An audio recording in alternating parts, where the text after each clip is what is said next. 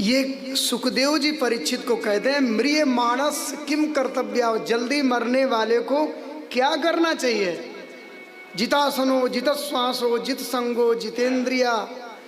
और फिर ये इंद्रियों पर संयम होने के बाद स्थूले भगवतो रूपे मना संधार दिया। भगवान विराट भगवान के स्थूल स्वरूप में चित्त को एकाग्र कर देना चाहिए। और विराट भगवान का शरीर क्या है जी? बोले पाताल में तस्ही पाद मूलम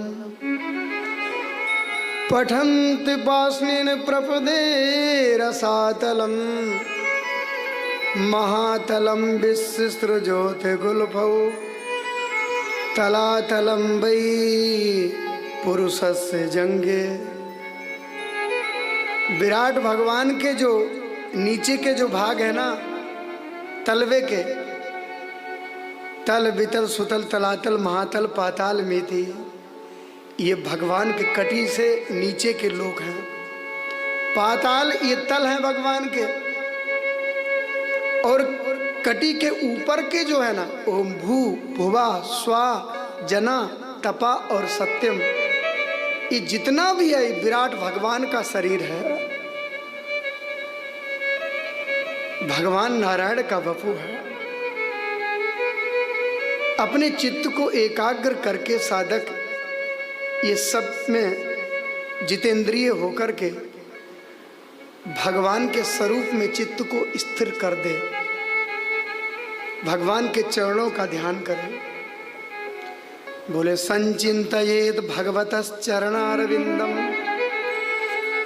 भगवान के चरण तल हैं, लाल लाल तलवे हैं।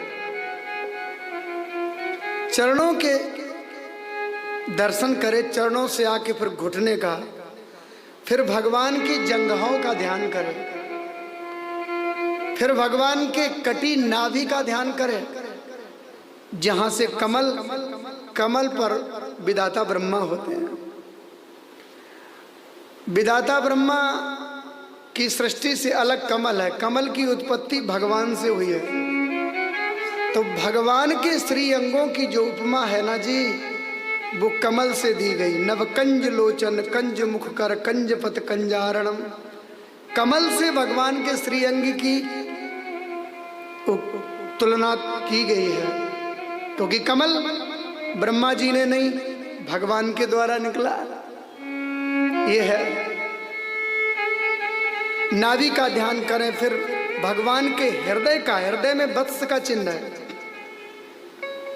भृगु जी के चरण बने हुए, शंख के समान उनका गला है, और भगवान की घुंघराली अलकावड़ी है, बली है, सुंदर सुंदर उनके घुंघराले केस हैं।